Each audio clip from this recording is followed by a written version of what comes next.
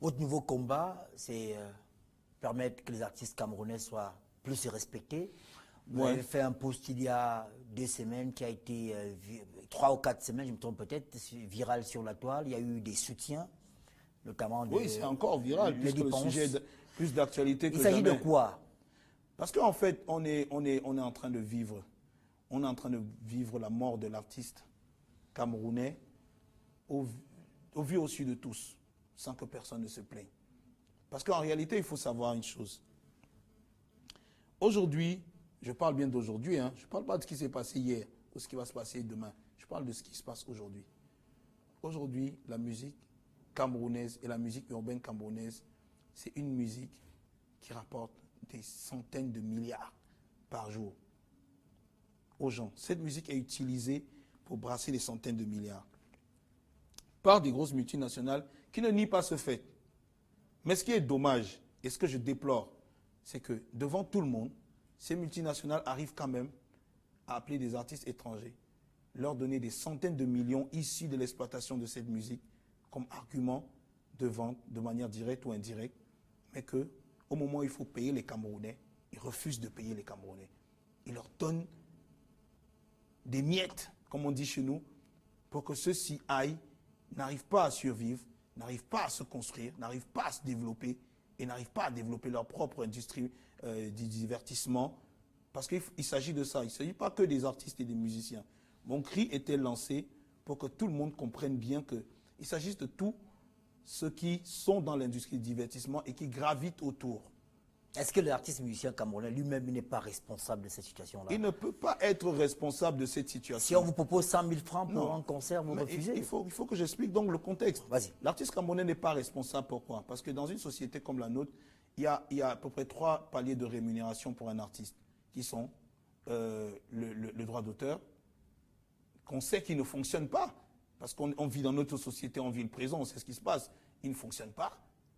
Le disque ne se vend pas. C'est pour ça que beaucoup de producteurs ont démissionné.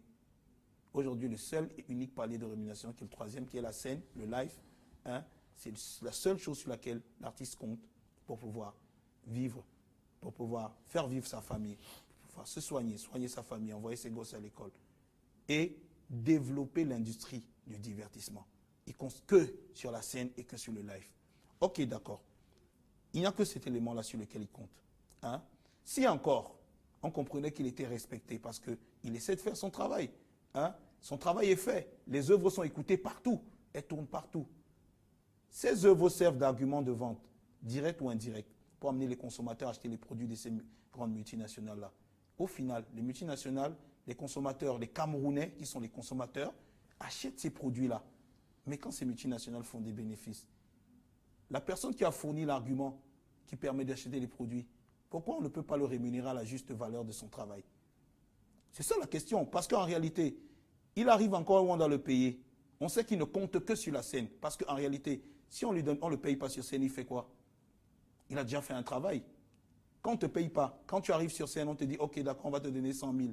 Parce qu'on sait que si on te donne pas, si tu ne prends pas ces 100 000 francs, quand tu vas rentrer à la maison, tu vas faire quoi? Ta femme aura faim, tes enfants auront faim. Le bailleur voudra que tu payes la maison. Il faudra payer l'électricité, l'eau. Tu fais quoi? Hein? L'artiste se retrouve à prendre des cachets minables parce qu'il n'a plus le choix. C'est ça qui est dommage. L'artiste est arrivé à un niveau où il n'a plus le choix. Ça veut dire qu'aujourd'hui, quand on lui donne 500 000, demain on va lui donner combien? 100 000, 50 000, 10 000. Il ne pourra pas se plaindre parce qu'il n'a plus le choix. Et en même moment, sur la même scène, on est en train de donner à un artiste étranger plus de 200 millions de francs CFA qui ont été tirés de la poche du consommateur camerounais. Moi, la question que je pose, c'est que il y a comme une sorte de partenariat, hein, qui est pas forcément écrit. Hein. Il y a comme une sorte de partenariat entre ces grandes multinationales. Parce que je vais t'expliquer pourquoi est-ce que je suis autant choqué. Ernest Ouba m'a dit, moi, est-ce que tu es déjà passé devant un grand supermarché au Cameroun et que tu vois les grandes enseignes, les grands baffles dehors en train de jouer la musique toute la journée, des artistes camerounais toute la journée? Tu sais pourquoi cette musique joue? Pour attirer les clients. Parce que c'est l'argument principal pour attirer les clients. Tu sais pourquoi quand on ouvre un établissement, peu importe dans quoi ils font, ils sont obligés de jouer la musique à l'entrée de cet établissement pour inaugurer la chose, parce que c'est la musique qui donne vie. Toutes ces entreprises, toutes ces multinationales n'auraient pas de vie s'il n'y avait pas la musique. C'est la musique qui donne vie, anime toutes ces choses, anime des décisions même d'achat.